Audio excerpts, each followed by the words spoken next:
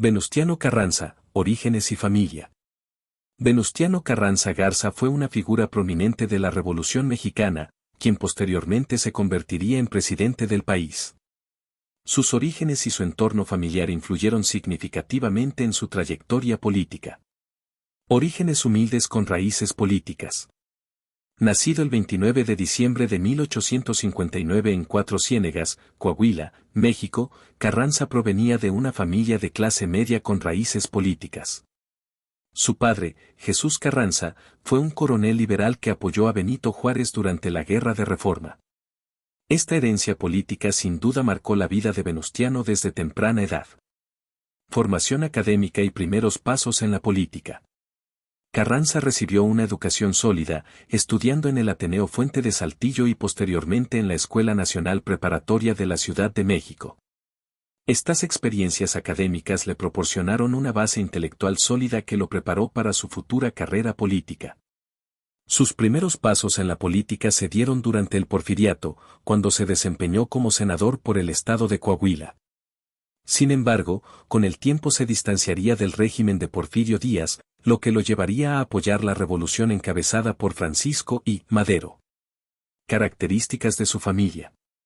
Raíces liberales. La familia Carranza tenía una fuerte tradición liberal, lo que influyó en las ideas políticas de Venustiano. Conexiones políticas. Las relaciones políticas de su padre le permitieron a Carranza establecer contactos importantes en el mundo de la política mexicana. Valores familiares. Se desconoce a profundidad sobre la dinámica familiar de los Carranza, pero se puede inferir que los valores de lealtad, honor y servicio público eran fundamentales en su hogar. La importancia de sus orígenes. Los orígenes humildes de Carranza, combinados con su formación académica y su herencia política, lo convirtieron en un líder carismático y capaz de conectar con las masas. Su experiencia como senador le permitió comprender las dinámicas del poder político y las necesidades de la población. En resumen, Venustiano Carranza fue un hombre moldeado por su entorno familiar y político. Sus raíces liberales, su educación y sus conexiones le proporcionaron las herramientas necesarias para convertirse en uno de los principales líderes de la Revolución Mexicana y posteriormente en presidente del país. Su papel en la Revolución Mexicana.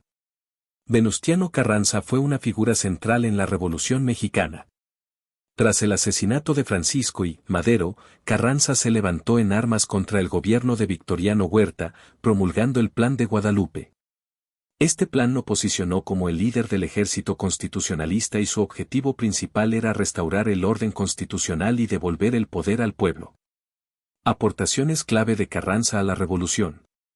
Organización del ejército constitucionalista. Carranza logró unificar a diversas fuerzas revolucionarias bajo una misma bandera, creando un ejército disciplinado y bien organizado. Promulgación de la Constitución de 1917. Su gobierno fue el encargado de convocar al Congreso Constituyente que redactó la Constitución de 1917, una de las cartas magnas más importantes de América Latina. Estabilidad política. Tras la derrota de Huerta, Carranza se esforzó por consolidar el poder del gobierno constitucional y establecer un nuevo orden político en México. La promulgación de la Constitución de 1917. La Constitución de 1917, promulgada bajo el gobierno de Carranza, fue un hito fundamental en la historia de México. Este documento estableció los principios básicos del Estado mexicano y sentó las bases para un nuevo orden social y económico. Aspectos destacados de la Constitución. Derechos sociales. La Constitución reconoció derechos sociales como el derecho al trabajo, la educación y la salud, convirtiendo a México en uno de los primeros países en incluir estos derechos en su Carta Magna. Nacionalización de los recursos naturales. Se estableció el principio de que los recursos naturales del país eran propiedad de la nación, lo que permitió al Estado mexicano tener un mayor control sobre su economía. Separación de la Iglesia y el Estado. La Constitución estableció una clara separación entre la Iglesia y el Estado, limitando el poder de la Iglesia en asuntos públicos. Su relación con otros líderes revolucionarios. La relación de Carranza con otros líderes revolucionarios, como Pancho Villa y Emiliano Zapata, fue compleja y marcada por tensiones. Pancho Villa. Inicialmente, Villa y Carranza colaboraron para derrocar a Huerta. Sin embargo, Posteriormente surgieron disputas por el liderazgo y el control del territorio, lo que llevó a una ruptura entre ambos. Emiliano Zapata, al igual que Villa, tenía una visión más radical de la revolución y se oponía a algunos de los planteamientos de Carranza. Las diferencias ideológicas y los intereses políticos divergentes provocaron conflictos entre ambos líderes. La fase gubernativa carrancista se dividió en dos periodos, el preconstitucional y el constitucional, siendo la Constitución de 1917 el parteaguas de este gobierno. El primer periodo se caracterizó porque permanecían en armas los villistas y los zapatistas.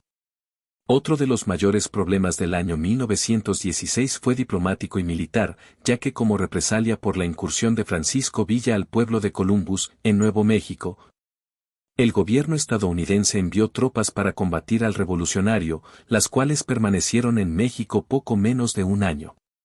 Para llevar a cabo la transición del proceso revolucionario a la creación de un Estado posterior a la revolución, los grupos vencedores debían definir su proyecto de país, lo que hicieron precisamente mediante la Constitución de 1917.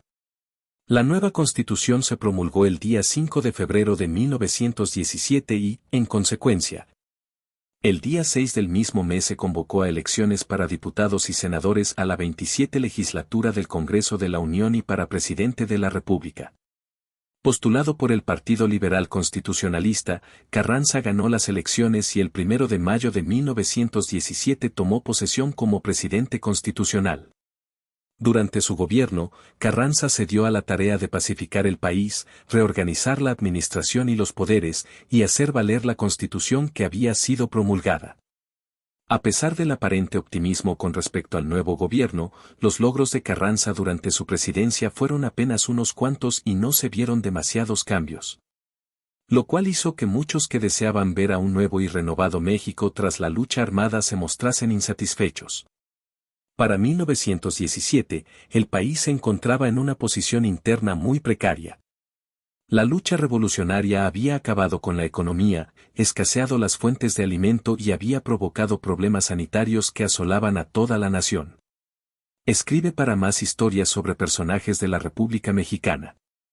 De igual modo Carranza tuvo que seguir enfrentándose contra varios enemigos políticos. Emiliano Zapata continuaba en pie de lucha en el estado de Morelos. Félix Díaz, el sobrino de Porfirio Díaz, había regresado a México una vez más en mayo de 1916 y organizado un nuevo ejército llamado Ejército Reorganizador Nacional, que tenía su área de operaciones en el estado de Veracruz.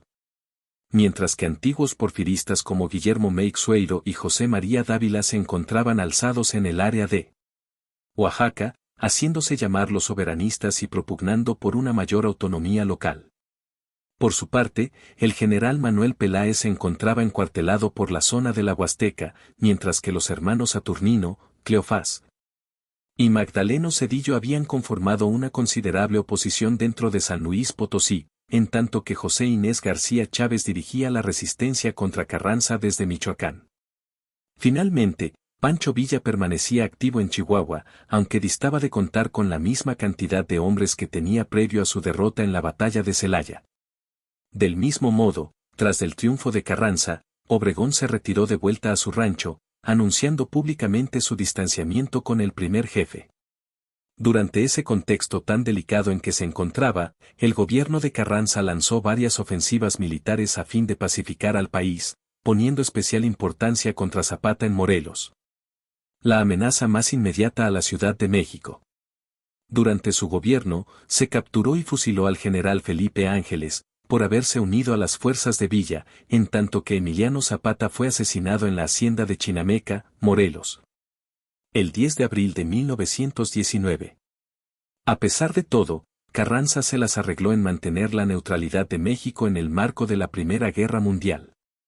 Por un tiempo consideró seriamente aliarse con el Imperio Alemán después de que el ministro de Relaciones de aquel país, Artur Zimmermann, enviara a México el famoso telegrama Zimmermann en enero de 1917, invitando a México al conflicto del lado de los alemanes.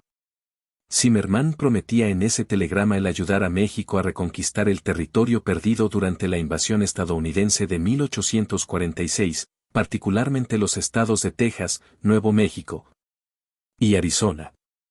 Carranza asignó a varios de sus generales a estudiar la posibilidad de recapturar aquellos territorios de los Estados Unidos, pero finalmente se concluyó que una guerra contra el vecino del norte no era factible. Carranza creía que toda posible ayuda por parte de Alemania no podría ser garantizada ante el bloqueo de la Marina británica.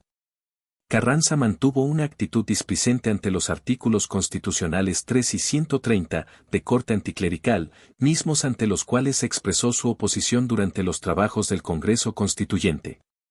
Una política de tolerancia hacia la Iglesia Católica en México como institución parecía de lo más pragmático ante la situación tan delicada en que se encontraba el país. Carranza sostenía que las costumbres de un pueblo no pueden cambiar de la noche a la mañana. Para que la gente deje de ser católica, el triunfo de la revolución no es suficiente, el pueblo de México seguirá igual de ignorante, supersticioso y apegado a sus antiguas tradiciones hasta que reciba para más historias sobre personajes de la República Mexicana. Una enmienda para modificar aquellos artículos constitucionales, pero su propuesta fue rechazada por las legislaturas locales y por 2/3 del Congreso. No sería sino hasta la presidencia de Plutarco Elías Calles, 1924 a 1928, que los artículos anticlericales serían verdaderamente aplicados. Lo que provocaría un nuevo conflicto armado conocido como la Guerra Cristera. Revolución de Agua Prieta y asesinato. En 1920 buscó imponer como presidente de la República a un civil, el ingeniero Ignacio Bonillas. Pues ya para entonces era contrario a la ideología política mostrada por Álvaro Obregón y se encontraba desilusionado por la actitud de Pablo González Garza. Dicha actitud causó una revuelta encabezada por Álvaro Obregón, quien desconoció a Bonillas y se sublevó en su contra al amparo del Plan de Agua Prieta y de Plutarco Elías Calles y Adolfo de la Huerta, por un lado, y González, por el otro. Cuando ambos bandos obtuvieron el apoyo de la mayor parte del ejército, Carranza decidió trasladar la sede del gobierno nacional al puerto de Veracruz, donde ya había permanecido durante la guerra con Villa. De esa forma salió con todo su gabinete y sus familias, su mobiliario no solo personal sino de algunas de las secretarías del gobierno, más pertrechos de guerra, y los fondos del gobierno federal. Grandes cantidades de monedas de plata y oro, billetes y barras de oro y plata que había en la tesorería.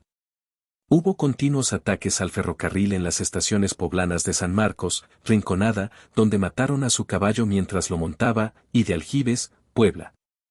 El 20 de mayo de 1920 salió de esta última al conocerse que las vías habían sido dinamitadas y se internó en la Sierra Norte del estado de Puebla con muchos de sus seguidores, incluida una escolta de cadetes del Colegio Militar, en un intento desesperado por alcanzar el puerto de Veracruz. Llegó así hasta el pequeño pueblo de Tlaxcalantongo, Puebla, donde la madrugada del 21 de mayo de 1920 las tropas del general Rodolfo Herrero lo asesinaron mientras dormía en un jacal. Fue enterrado en el Panteón Civil de Dolores de la Ciudad de México. En 1942, sus restos fueron depositados en el Monumento a la Revolución, donde permanecen hasta la fecha.